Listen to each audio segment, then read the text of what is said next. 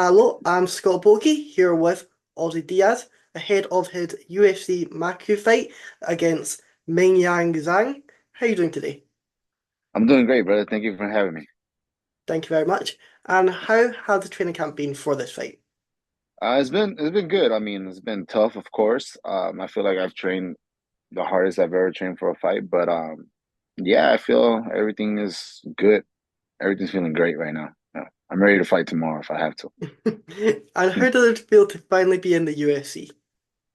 It feels good. It feels like a long time coming. You know what I Yeah. mean? Uh, yeah, man. I'm so excited. So it feels good. I'm not gonna lie. And you were on the contender series, however, unfortunately, it didn't go your way. You lost to Joe Weiser. Did you feel like that was your opportunity done and dusted? Or did you know you were going to make your way back? At the moment, when I lost, it kind of like hit me like, damn, like that was it. That was like my one shot. Yeah. I understand I'm not like young anymore either, but yeah, I think it was a lesson I needed to learn. Um, I needed to go through that because I needed to make changes outside of fighting. Not Yeah. necessarily skill wise. I feel like my skills are there. I feel like I can compete with the people at the highest level. Um, I just had to make some changes outside of fighting. You know what I mean? And I feel Yeah. like without that loss, I wouldn't be where I am today, if that makes sense. So I think it was God's way of saying, "Hold on, you're gonna get there, but I need you to fix some things." You know what I mean? And yeah, that we're here now. So yeah, let's do Exactly. And it. Yeah, after that fight, you did move up a weight class, going back yeah, to light heavyweight that you've not been since your amateur career. right. What made you do that change? Was it just the intensity of the weight cut? So coming out of that Piper fight, I did want to take some time off regardless. Yeah. You know, um And I started like helping the guys up, but I wanted to get like as strong as I possibly can. So, with my coaches, we worked on that, and then I had a few. I wanted to come back sooner than I did, but then I had like some knee injuries that I had to like you know Take care take of. care of. So it took me a while, and then during all this, I was just like lifting like heavy and trying to get strong, and then I got pretty big, and then I wanted to come back to 185, but spoke to my manager. I said, "Hey, like if 205, they want a 205, I'm down too." And opportunities just started coming at 205, so I can still make 185. It's not gonna be easy. It was never the easiest either, but yeah, 205 is just I'm getting opportunity, so I love it. Why not? Exactly, Yeah, why not? And yeah. did you feel like you were heading back home when you got that fight sorted with LFA? Because obviously you were with LFA before the Contender Series, Mm-hmm. you were their middleweight champion. So do you Right. feel like you were coming back home? Coming back home to LFA. Yeah, Yeah, I mean LFA is great. I love LFA. It is my home. They gave me an opportunity. They're amazing. They take care of all of us. Um, yeah, I mean it's home. I love LFA. So it felt right. I feel like I had to do it there. exactly. And do you Yeah. feel like one of the reasons, because obviously LFA have got a very good history of turning fighters from their scene to that UFC level. Do you hmm think part of that is the fact they do broadcast on the UFC Fight Pass, which just gives the fighters just a little bit extra exposure as well?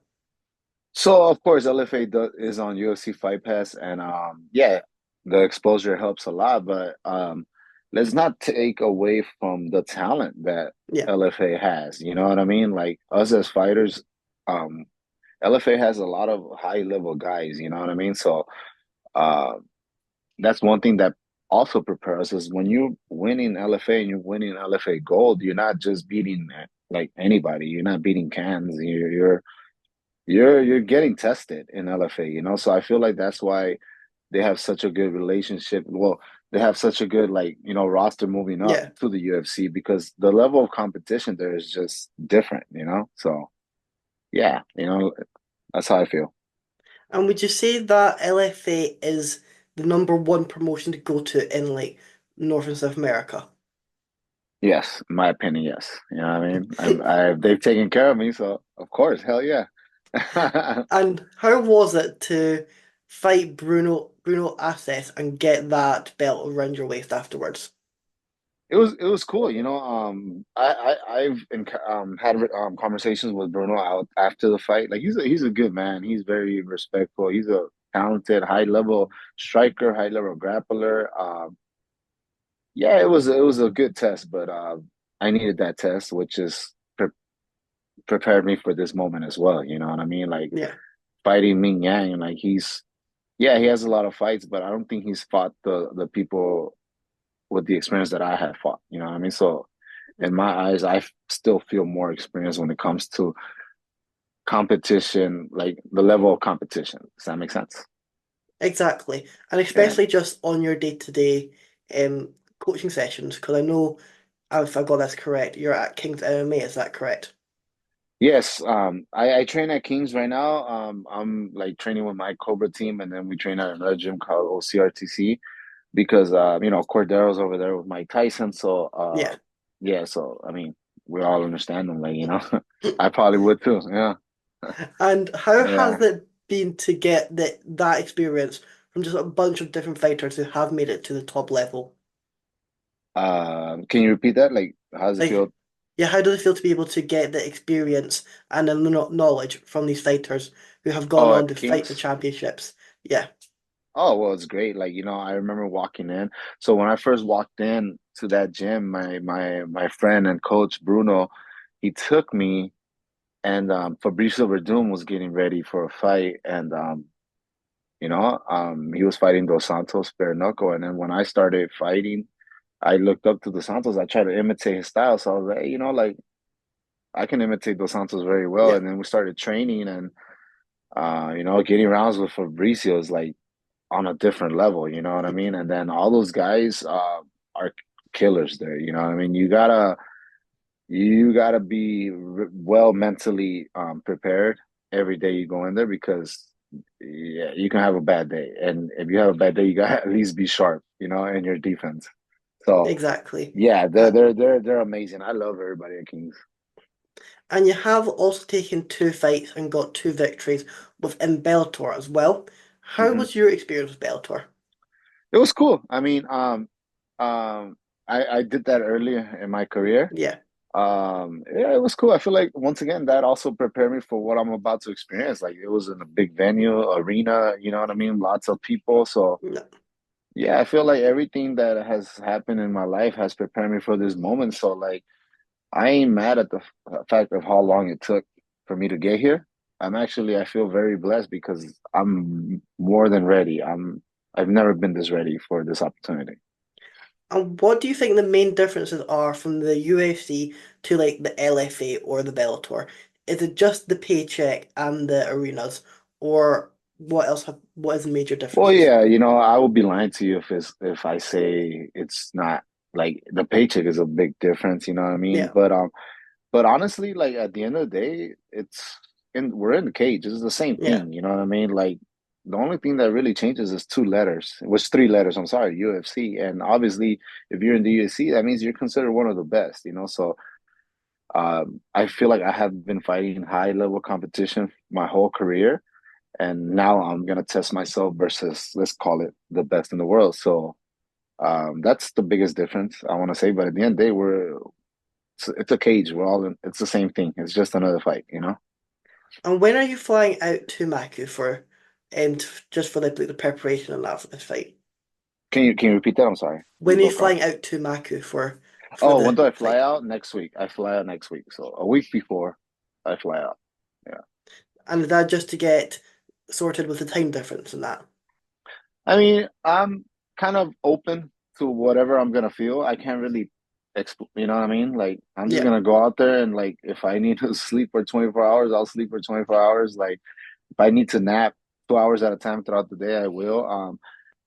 I'm not really worried about the time like acclimation. All I know is on November 23rd, I just need to be good for 15 minutes. And that's what I'm focused on. Everything else is just doesn't matter. You know what I mean?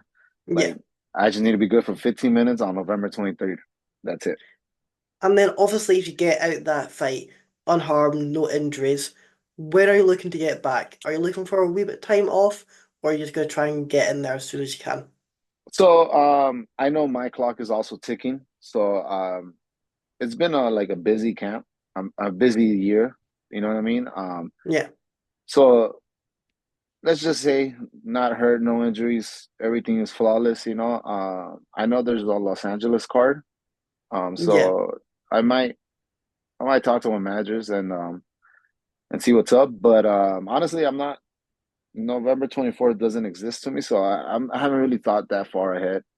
Um, November 23, that's all that matters to me.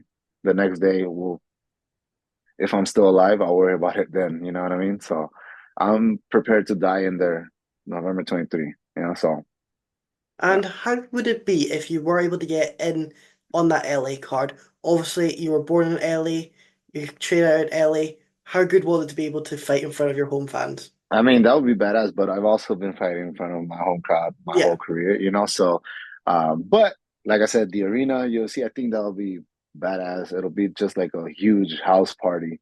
And if you're from LA, you know those cracks. So, yeah, Exactly. yeah, And like you were saying, you say your clock is ticking. Do you feel like the age in the UFC and other organizations, and just in MMA as a whole, that is getting later now?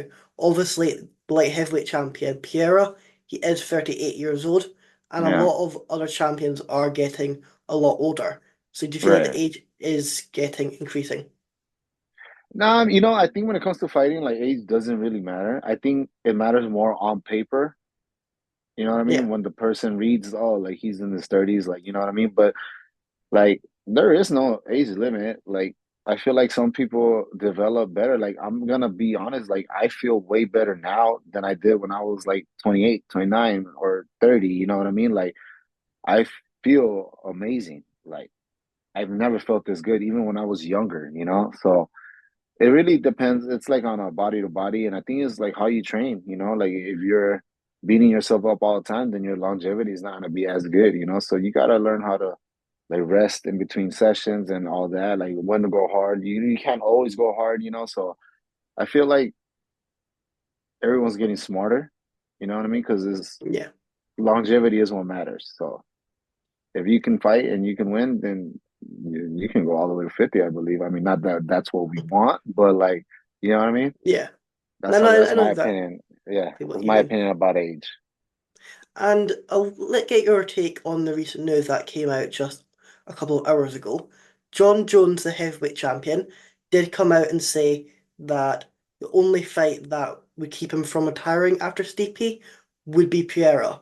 Do you feel Yeah. like John Jones coming out with that is just him basically admitting he's a bit scared of fighting Aspinall? Uh, I don't I don't think he's scared of fighting Aspinall. Um, I think he's just like mind games. I think John Jones is a great businessman as well, so he knows. I'm gonna be real. I think when it comes to like the paycheck that he will receive from Pereira and Aspinall, it's a big difference. And in my opinion, John Jones has nothing else to prove. You know what I mean? Yeah. But I agree. If there's one fight that makes sense, is the Pereira fight. That's you know And do if you feel the like go for it. do you feel like Pierre should be able to just be able to get that shot in front of Arsenal, even though Arsenal is the interim champion at this current moment? Sorry, you So I'm froze saying, again. Can you repeat do you that? feel like Pierre, even though Arsenal is the interim champion, if John Jones wants to face Pierre, that should be the fight to happen first?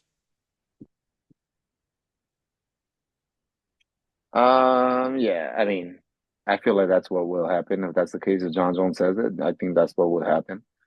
Um, yeah, I wouldn't be mad at it. It's very unfortunate for Aspinall, but not that I wouldn't want to see Aspinall and John Jones. Don't get me wrong, I would still love to see it, but uh, I think like from a fan standpoint of view, Yeah. I think that Pereira, John Jones, everyone would like to see that more than the Aspinall John Jones fight.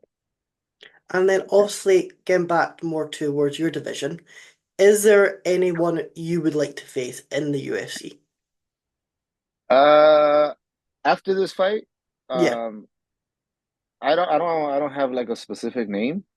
I just want like the number that's ahead of me. So whatever gets me closer to like, top 10, all that stuff, like that's the fight I want. I'm not fighting the one behind me, you know what I mean? So as long as I'm And moving forward, that's the fight I would like, but no name specific. and what did you make of Roundtree's performance against Piera? Because obviously there was a bit of doubt because he was the number 8 contender. A Yeah. lot of people were saying there's a lot of people ahead of him. Why did they go down there? Uh that I mean that fight was good. I mean, I liked it. Roundtree is a monster, you know what I mean? I understand the ranking system, but the ranking system doesn't dictate your skill. You know what I mean? Like there's up and coming guys that are like not even on the radar yet, you know what I mean, that are so Yeah, skilled, you know what I mean? I just think that that's the number they put, but like Roundtree can go in there and beat a lot of like the top guys, you know what I mean? So it's just that's the number he's at, and it was a great fight. I liked it, you know what I mean? I think Roundtree did great. Yeah. exactly. And how Yeah. did you get into this sport? When I first, I actually never wanted to fight. You know what I mean? It was my brother who was training at the time, and I was just finished like school. I was just working. I was like smoking my weed and drinking. I was like, that's it. I'm done. And then, for a long time, my brother was just like, hey, go train with me. And then I was like, fuck it, I'll go train with you. And I went, and that was it. You know what I mean? I did it for fun. Like I said, didn't want to fight. And then at the time, my coach, was trying to put me in tournaments and fights. And then before I knew it, I was deep and I loved it. And I was like, oh shit, I have a few fights now. Like, oh, I want to go pro now. Like, you know what I mean? Like stuff like that. So Yeah, yeah, now it's a dream of mine now. And I didn't even realize it that I was already living my dream a long time ago. exactly. That Yeah. sounds great. And I know on November 23rd, you will be able to go out there, get that victory, and get bigger names next time around. Thank you so I'll much. I let, appreciate that. I'll let you have the final word. Is there Yeah. anything you're wanting to add or anyone you're wanting to shout out? No, I mean, shout out to Super Rare, always blessing me. Of course, I forgot to say this in my last interview, but Super Rare is always taking care of me. My team, my Cobra squad, I love you guys all. And then just I want to say the world, like, tune in because it's going to be exciting. Exactly.